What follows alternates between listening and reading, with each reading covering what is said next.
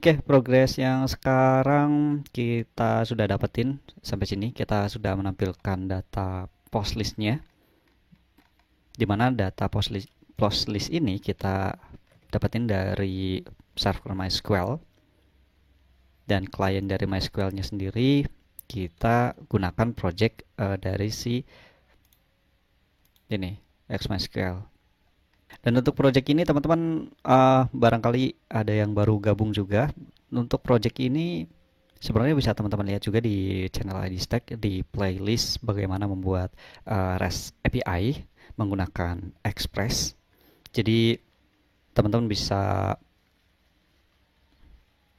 ikuti dulu, atau kalau misalkan mau cepet sebenarnya bisa aja sih ngeklon dulu aja di project XMySQL Live. Nah, buat servernya teman-teman bisa clone dulu di sini kalau misalkan masih belum ngikutin. Dan untuk desain tabelnya teman-teman bisa lihat nanti di folder projectnya itu ada di dalam app, terus di dalam models ada post models.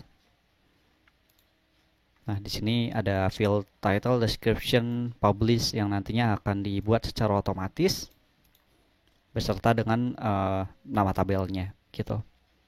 Ya, intinya teman-teman bisa ngikutin dulu lah. Review sebentar karena sambil nunggu rame juga. Um, Kelihatannya hari ini lebih sepi lagi. Oke, jadi mungkin bisa lanjutin. Sekarang kita akan nyoba buat tampilan atau komponen dari add post. Karena sebelumnya kita udah memiliki beberapa komponen. Ada add, ada index, ada show.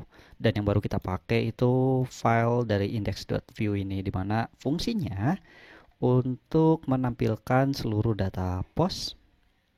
Oke, di sini teman-teman bisa lihat ada perulangan v4 dengan menggunakan Vue.js, dan data ini kita hasilkan dari proses request dengan menggunakan Axios, di mana kita diwakili oleh kelas dari post service, dan post service-nya kita import di sini.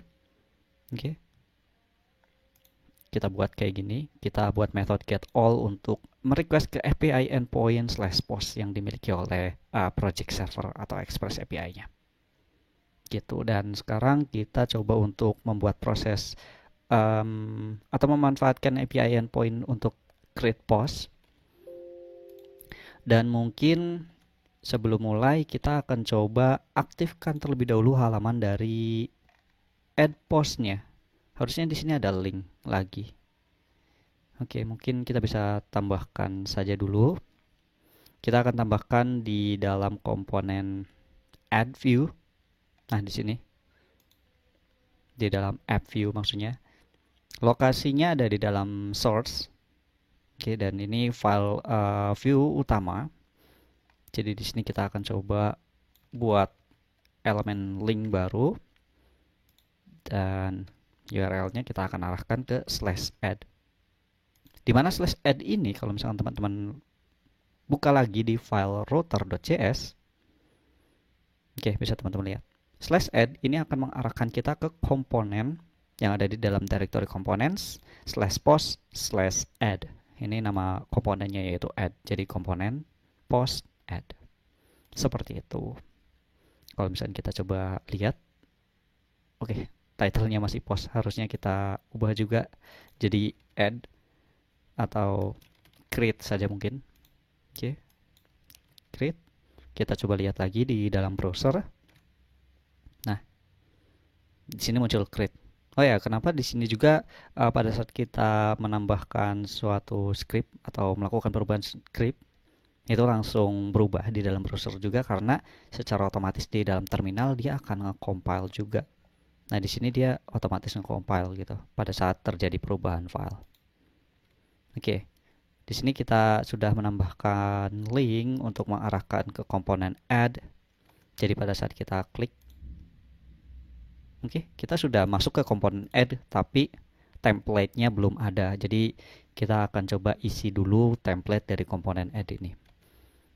Oke, mungkin oke lah, kita bisa close terlebih dahulu semua filenya biar nggak ribet. Di sini kita akan buka komponen milik post dari file add.view karena kita akan menggunakan file tersebut. Seperti biasa untuk membuat elemen HTML, di sini kita perlu untuk membuat di dalam template pada komponen, dan di dalam satu template perlu ada div root satu buah saja. Jadi sekali lagi, untuk template di dalam view nggak boleh ada div double atau lebih dari satu seperti ini. Jadi kita akan buat templatenya di sini. Oke, yang akan kita buat itu komponen form sebenarnya. Jadi di sini kita buat form, actionnya mungkin kita akan berikan hashtag terlebih dahulu. Dan di sini kita akan buatkan form group.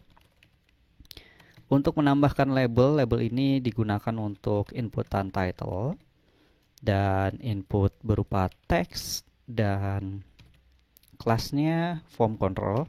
Di sini kita menggunakan bootstrap. Oke, seperti ini. Untuk name mungkin kita tidak perlu. ID juga kita tidak perlu, atau mungkin ID kita tambahkan title saja seperti ini. Dan oke, seperti ini saja dulu kita buat templatenya. Selanjutnya kita akan coba buat lagi form group untuk text area. Kita berikan labelnya terlebih dahulu untuk description, karena jika teman-teman perhatikan juga kita memiliki field title, description, dan publish. Oke.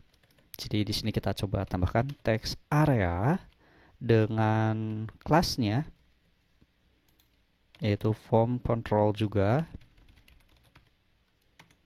Oke, seperti ini. Untuk name mungkin kita akan hapus. Untuk columns-nya nggak perlu banyak, mungkin 10 buah saja, dan rows-nya itu nggak perlu tinggi-tinggi, 4 baris saja. Oke, seperti ini. Dan satu buah elemen button.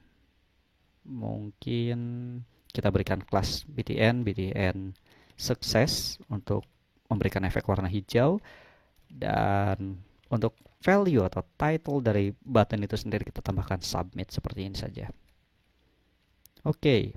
Dan mungkin di sini kita akan berikan tag script.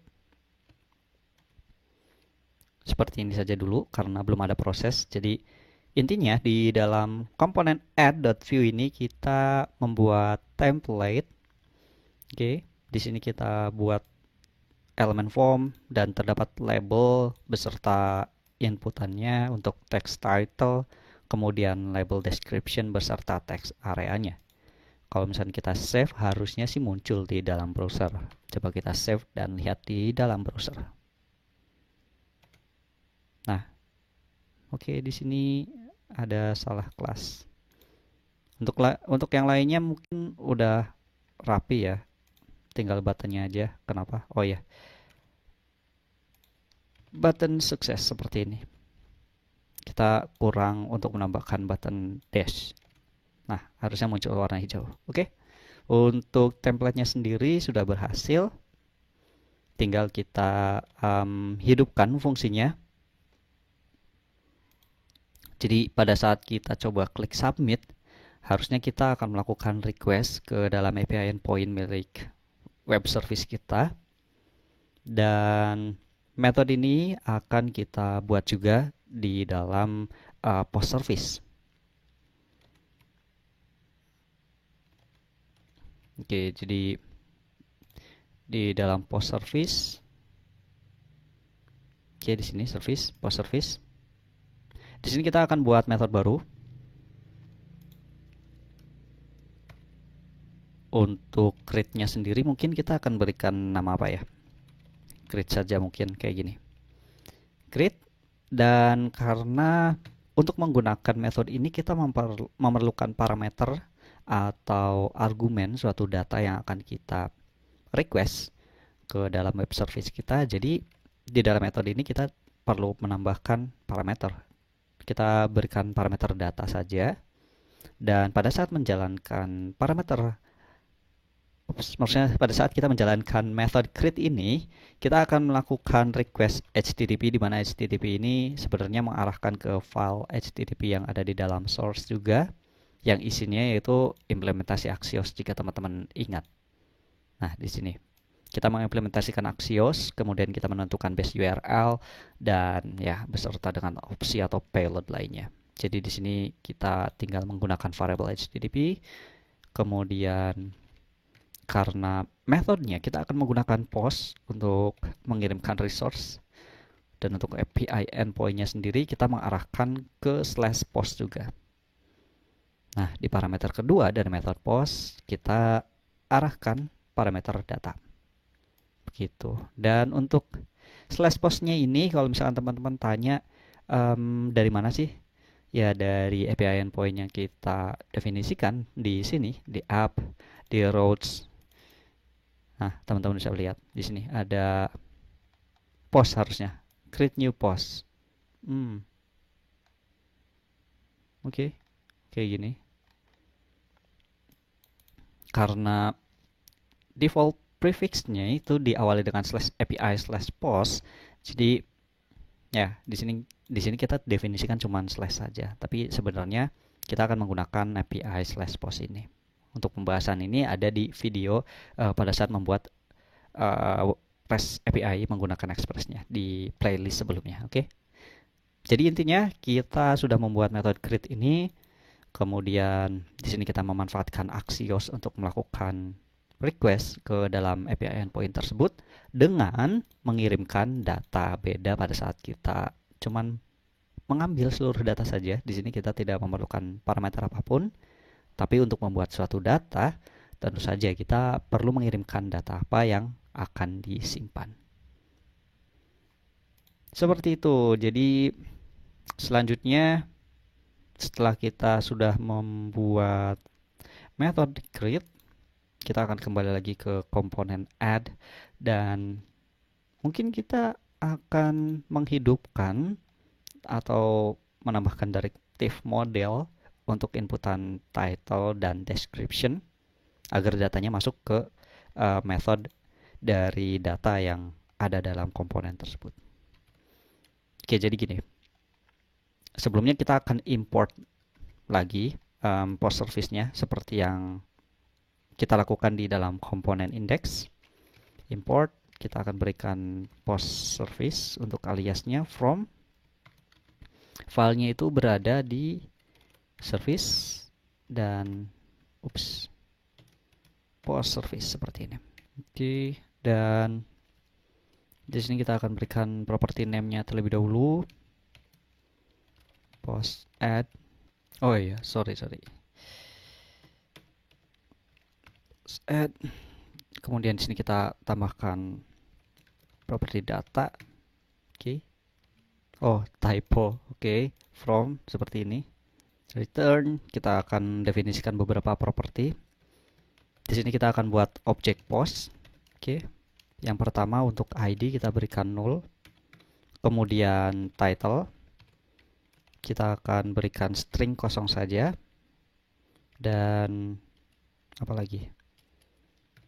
Description, karena kita juga punya field description, kita akan berikan default value-nya yaitu string kosong dan publish. Untuk publish sendiri karena kita menggunakan data boolean, jadi default value-nya tidak bisa string kosong, tapi kita akan berikan nilai false. Oke, di sini kita sudah menentukan properti datanya.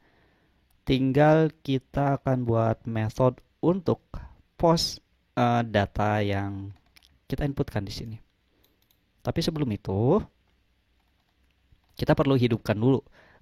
Setiap inputan ini harus masuk ke dalam properti data milik post. Jadi di sini kita akan gunakan directive model, vModel.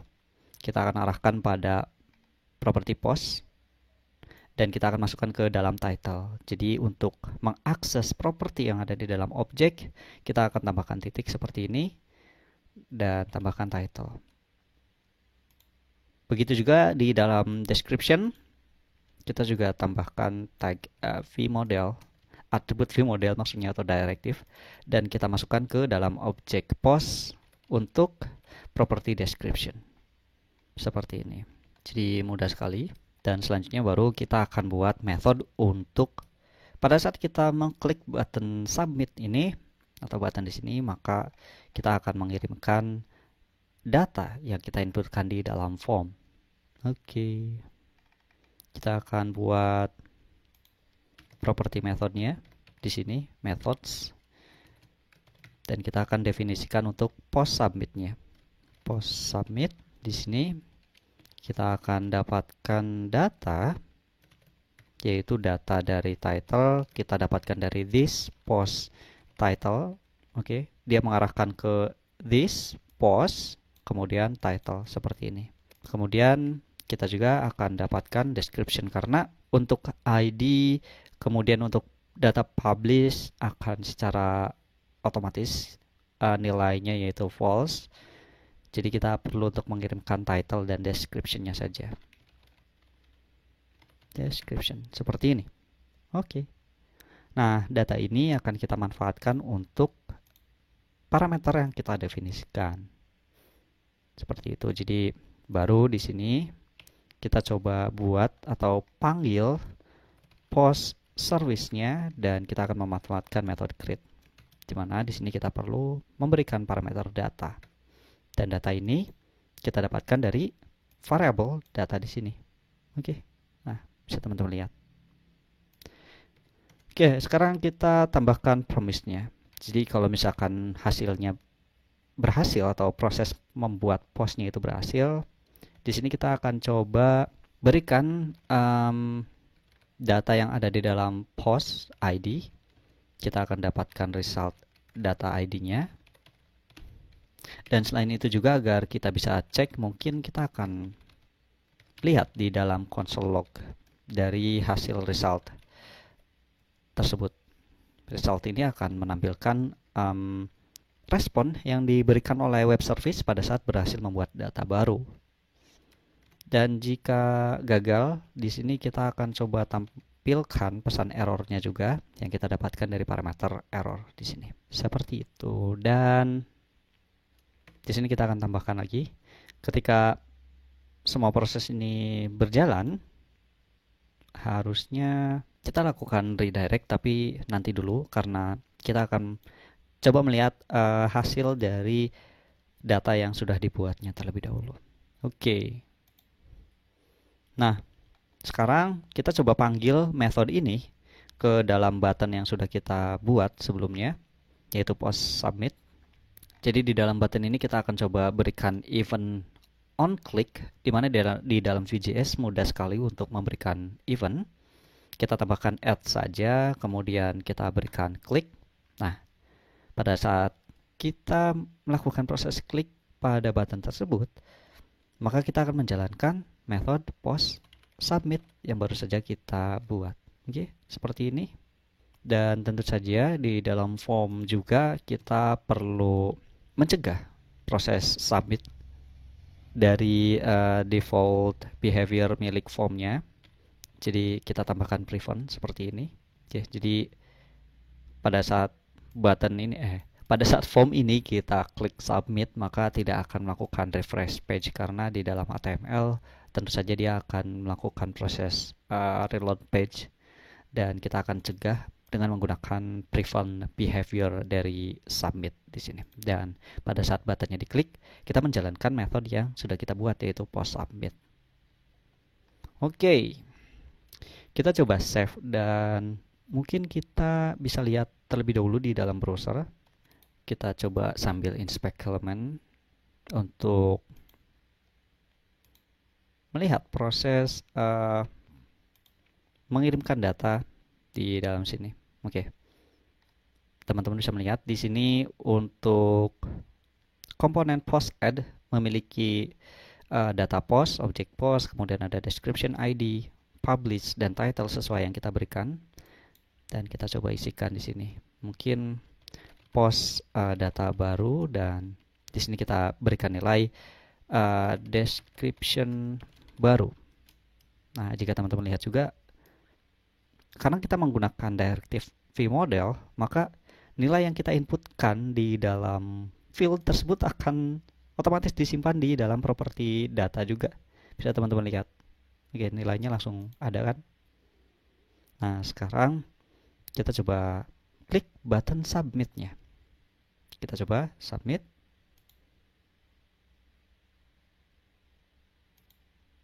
Nah, di dalam console log teman-teman bisa melihat di sini ada respon data.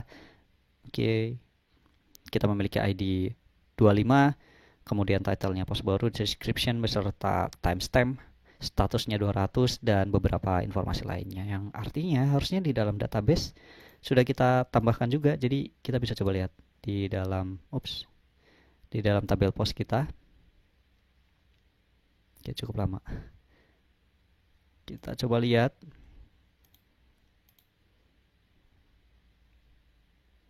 Post. Nah, teman-teman bisa melihat di sini terdapat data dengan ID 25, kemudian post data baru, description-nya juga, dan publish-nya bernilai false. Yang artinya tentu saja data yang kita simpan atau kita isikan di dalam form, kemudian kita menjalankan function submit, kita berhasil melakukan request-nya melalui web service dari Node.js atau Express-nya. Kalau misalnya kita lihat juga di dalam konsol sebenarnya, nah di dalam konsol milik web service-nya, di sini ada perintah insert into post dengan data yang dikirimkan melalui parameter atau request yang kita jalankan di sini. Di dalam servernya juga sebenarnya dia menuliskan log seperti ini nih. Dia mengeksekusi proses insert into ke dalam tabel post. Oke, yang artinya kita sudah berhasil menambahkan data post ke dalam tabel post melalui web service kita.